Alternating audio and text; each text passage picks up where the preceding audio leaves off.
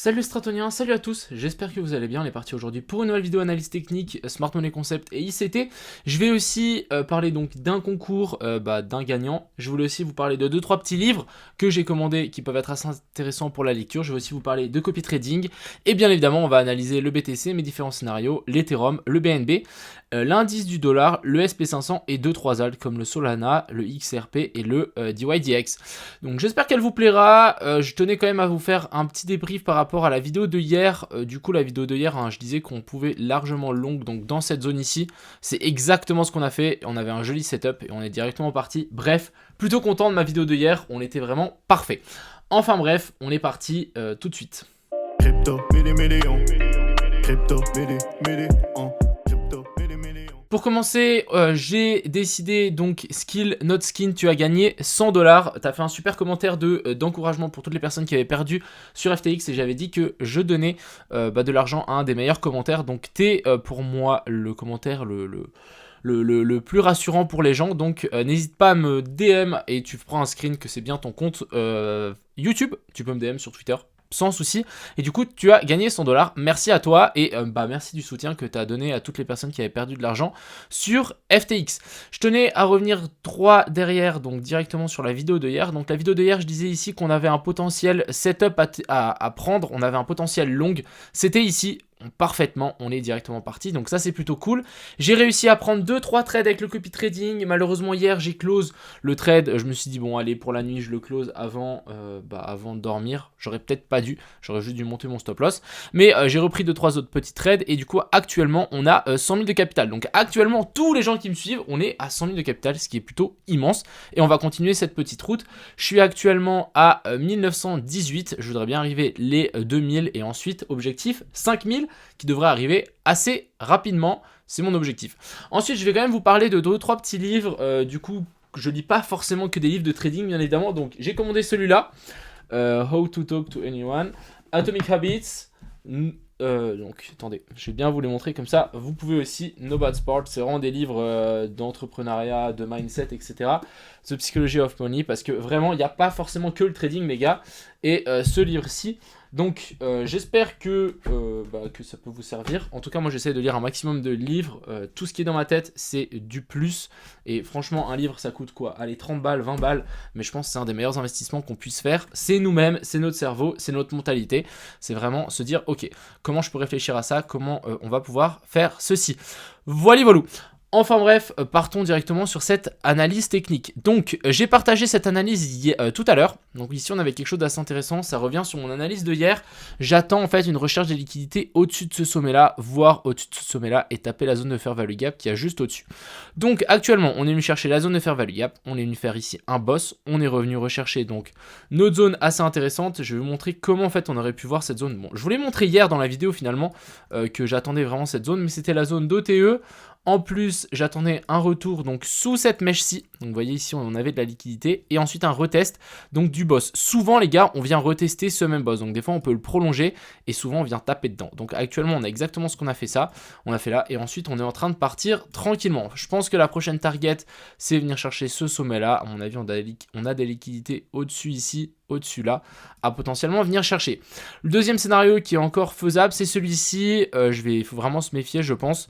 C'est un retour sur les plus bas parce qu'en fait ici on a eu un boss et un cos et en fait on pourrait refaire un retour et un pullback pour venir retester la zone d'OTE, récupérer toutes les liquidités qui sont en train d'être accumulées, donc sous ce plus bas là, sous ce plus bas là, sous ce plus bas là et sous ce plus bas là, récupérer tout ça et ensuite partir. Ça c'est quelque chose de complètement faisable. On a une zone de fair value gap ici, on a une petite zone de liquidité aussi ici, donc si je tire une zone de l'OTE, donc de là ici, on est entre la zone des 16 370 et 16 544 qui sont largement faisables. Donc ça, c'est quelque chose que je vais garder dans ma tête. Si on y revient, je tenterai un long dans cette zone-là. Si on n'y revient pas, j'attendrai simplement un short sur les plus hauts pour en fait tenter cette petite analyse. Alors si je veux bien récupérer Ouais, tenter ceci. Donc en gros, on serait dans une potentielle ABC, dans un canal haussier, on va plutôt appeler ça presque un bear flag, étant donné que ici on est quand même sur une belle chute, ouais c'est plus un canal baissier, un canal haussier excusez-moi, donc les canaux haussiers ont plus de chances de casser vers le bas, ne l'oubliez pas. En plus ici on accumule les liquidités, hop et hop, donc vous voyez qu'on n'est pas revenu rechercher ça, pour moi ce n'est pas du tout un bottom, on verra, hein, je peux me tromper mais je ne pense pas, et un retour au-dessus de ce sommet là, voire au-dessus de ce sommet là, on peut avoir quelque chose de très intéressant, une petite mèche, on récupère les liquidités des shorters qui sont placés là-haut, et ensuite on s'inverse, et là on redescend assez violemment. Donc c'est souvent le cas, hein, le Bitcoin il descend d'un coup, on latéralise, on remonte un petit peu, on récupère les liquidités au-dessus de ça, et ensuite on redescend d'un coup. C'est quelque chose qu'on a déjà fait 30 fois, hein, je vais vous le montrer en 2 secondes, mais c'est quelque chose de très très commun dans toutes les baisses du Bitcoin. Même chose ici, on latéralise, on vient chercher un petit coup au-dessus, et ensuite ça descend. Même chose ici, on latéralise, on vient chercher un petit coup au-dessus, et ensuite ça descend. On latéralise, on vient chercher un coup au-dessus, on descend. C'est de la manipulation pure et dure. Même chose ici, latéralisation, manipulation et on descend. Ça marche comme ceci, donc je verrai bien le Bitcoin remonter un petit peu, retester donc ces plus bas là, donc je peux même reprolonger ça, on reteste tout ça et ensuite on s'inverse. Le fait qu'en plus de monter jusque là-haut, il y a forcément des gens qui vont long, qui vont penser que c'est le bottom et ça peut s'inverser assez violemment. Donc je vais plutôt patienter pour ça. Après je suis vraiment dans l'optique, on peut toujours avoir une petite redescente, chercher les zones de fair value gap qui restent ici pour ensuite repartir et là on aura vraiment un joli petit bottom qui sera formé ici pour potentiellement venir casser ce plus haut là, voire ce plus haut là, et ensuite on avisera, mais je reste plutôt baissier pour le moment. Du côté de l'Ethereum, toujours dans ce canal aussi, on est venu chercher un petit peu plus haut, il suit quand même pas mal le BTC, on n'est pas venu compléter la zone de fair value gap ici en 1 heure, mais genre presque rien. On peut considérer que ça a été pris, hein. Vous voyez que là, la petite languette, elle est presque touchée, donc ça, on peut dire que c'est ok. Maintenant, on peut bien voir que là, on a des liquidités, hop, hop et hop. Donc ça, vraiment, là, j'ai l'impression qu'on a quand même une grosse poche. On va venir d'un moment à un autre. On peut toujours refaire une petite redescente comme le BTC, pourquoi pas même retoucher ça, passer vraiment jusque cette zone-là vers l'order block, et ensuite venir pumper et potentiellement venir chercher ici ce top-là et ce top-là. À mon avis, là-haut, il y a de la liquidité, étant donné que la mèche ici est vraiment très très faible au-dessus de ce sommet-là. Je verrais bien en tout cas taper la zone de fair value gap, donc qui est ici, entre ici, donc vraiment toute cette zone-là, qui me semblerait très intéressante à venir taper un petit coup, donc c'est vers la zone des 1360. Ensuite, on a le BNB qui latéralise tranquillement. Personnellement, ici, on peut bien voir, donc même il compresse, hop et hop. Vous voyez bien la liquidité ici qui commence à s'accumuler. Même chose du côté des bears, on peut bien le voir. Donc à un moment, on va venir chercher toutes ces liquidités et ensuite on s'inversera pour récupérer toutes les liquidités dans l'autre sens. D'abord, on va faire notre mouvement de rect les gens et ensuite on rectera les gens qui ont vraiment misé dans le mauvais côté. Donc ici on avait un petit retour dans la zone d'order block. Vous voyez ici on a une petite zone d'order block, ça a bien tenu. J'avais tenté de prendre un petit long, finalement je l'ai quand même close parce que le BTC, voilà, on peut largement encore redescendre. Après, est-ce que ici vous voyez un pump? Est-ce que ici vous voyez une structure haussière? Non, moi j'y vois plutôt un bear flag comme ce qu'on a plutôt fait ici, comme ce qu'on a fait là. Ouais, c'est pas forcément un bear flag, mais voilà, plutôt un truc du style. Hop, un gros truc comme ça. Je verrais bien quand même une cassure vers le bas à un moment ou un autre. Je rappelle que le BNB, on n'est toujours pas dans les targets. J'attends vraiment un nouveau plus bas vers ces zones-là. Pour moi, c'est juste la latéralisation. Pourquoi pas faire une petite mèche en haut et ensuite un truc du style. Ensuite, l'indice du dollar qui continue sa chute. Donc, très très bien. On est venu chercher des zones très intéressantes. On commence à descendre assez bas. C'est maintenant qu'il va falloir qu'il rebondisse. Si on rebondit pas là, bon bah je pense qu'on aura potentiellement un top ici qui sera formé sur l'indice du dollar. Mais étant donné que, on va passer en délit juste pour que vous puissiez bien comprendre. Voyez ici la petite languette grise qu'on avait là et là. Ça, c'est des zones de fair value gap qui ont été touchées. Donc la zone de fair value gap, l'extrême, la toute petite, ici a été comblée. Et ça, c'est quelque chose de bien. Ça veut dire qu'on n'a plus aucune zone de fair value gap ici à combler. On a eu ici cette inversion structure. On est venu retester tout ça. Donc actuellement, si vraiment maintenant on arrive à maintenir cette zone-là, on pourrait repartir. Je rappelle que ma zone d'invalidation, c'est cette zone-là. Donc c'est la zone des 104. Et il faut absolument qu'on récupère la zone des 106. Mais actuellement, est-ce qu'en petit time frame, voilà, on peut potentiellement faire un petit bottom. Est-ce qu'on a une divergence? On a une divergence haussière ici. Pas encore confirmée, mais on en a une. Ici, on a ce potentiel, petite divergence sur le RSI. Et ensuite, ici, on a notre potentiel COS. Maintenant, ce qu'il nous faut, c'est une cassure de ça, donc là, vers la zone des 107. Si on arrive à récupérer ça, on aura notre changement de caractère. Et ensuite, on pourra pousser vers le nord. Donc, vraiment, ici, faites attention. À tout moment, l'indice dollar peut repartir. Et en plus, ici, on a le SP500 qui est venu combler la moitié de la zone de fair value gap en 12 heures. Et même en daily, on n'est plus très loin de l'avoir comblé complètement. Vous voyez, c'est ici, on n'est vraiment pas du tout très loin. Et là, on est en confluence entre la zone d'OTE, la zone de fair value gap. On est dans une zone de short. Donc actuellement, long ici, le SP500 est une mauvaise idée.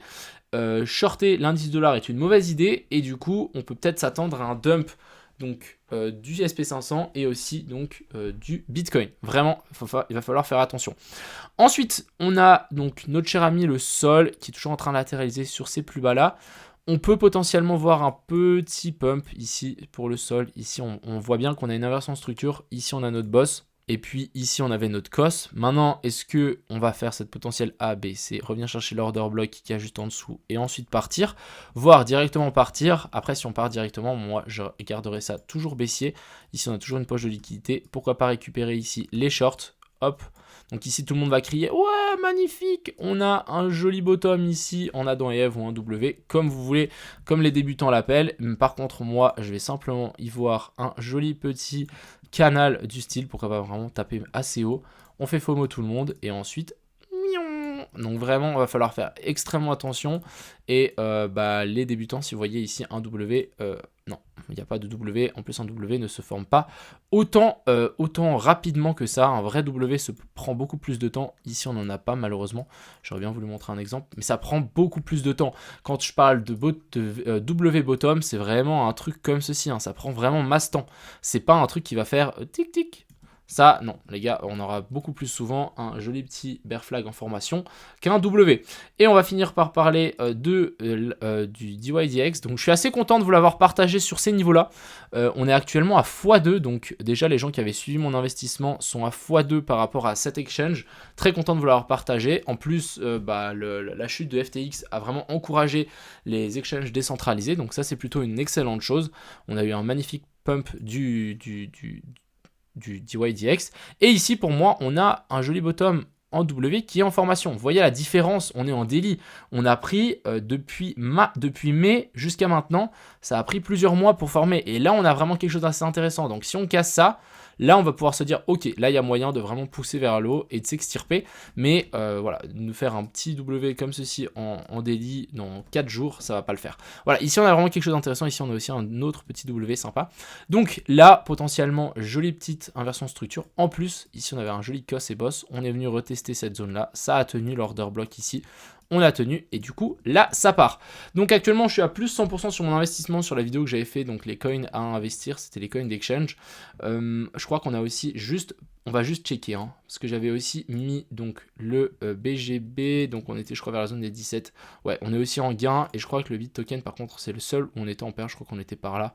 Et bon il a craqué vers le bas avec toutes les news, les bad news qu'on a eu, ce qui est plutôt logique à mon avis. Ensuite, pour finir, on va parler de XRP. Donc XRP qui nous a fait ici un joli petit... vous allez me dire, ouais, W encore une fois. Non les gars. Non. Ici, on a juste une petite poche de liquidité qui s'est formée. Ici, vraiment, petite poche de liquidité comme ici. Hop, hop. Et ça, c'est des zones sur lesquelles on va revenir. Donc si on zoome un petit peu dessus, vous allez me dire, waouh, le W, etc. Franchement, non. Moi, j'y vois même plutôt ici, vous voyez, un N. Si on a eu l'inverse, si on avait fait ça, là, ça aurait été beaucoup plus bullish, sauf que maintenant, on a ça. C'est pas la même chose. C'est vraiment pas la même chose. Et ici, pour moi, c'est encore bearish. Ici, on a une belle poche de liquidité qui s'est formée. Donc, je verrai bien un retour au-dessus de ce sommet-là, un retour au-dessus de ce sommet-là. On récupère la zone de fair value gap. Et ensuite, on s'inverse. Et de plus, ça peut vous aider de tirer en fait un canal. Vous prenez les points bas et vous alignez avec le point haut. Et vous regardez comment on réagit quand on arrive vers ces zones-là. Donc, si vraiment on pump et on réintègre, bah là, vous pouvez avoir une belle zone de short pour récupérer en tout cas ce plus bas là, voire ces plus bas ici. Voilà un petit peu ce que j'attends du XRP, mais c'est pas du tout bullish, encore une fois. J'espère que cette petite vidéo vous a plu. Voilà un petit peu de quoi je voulais parler. Donc le gagnant, n'hésite pas à me DM. Pour les gens qui n'ont pas de compte chez BitGet, je mettrai un lien dans la description. N'hésitez pas à y aller. D'ailleurs, ils m'ont fourni un proof of reserve, donc n'hésitez pas. Voilà, ça m'a l'air assez quali pour le coup. Tous les liens sont en description, même le groupe Discord, etc. N'hésitez pas à passer. Enfin bref, je vous souhaite à tous une agréable soirée, profitez bien et à plus.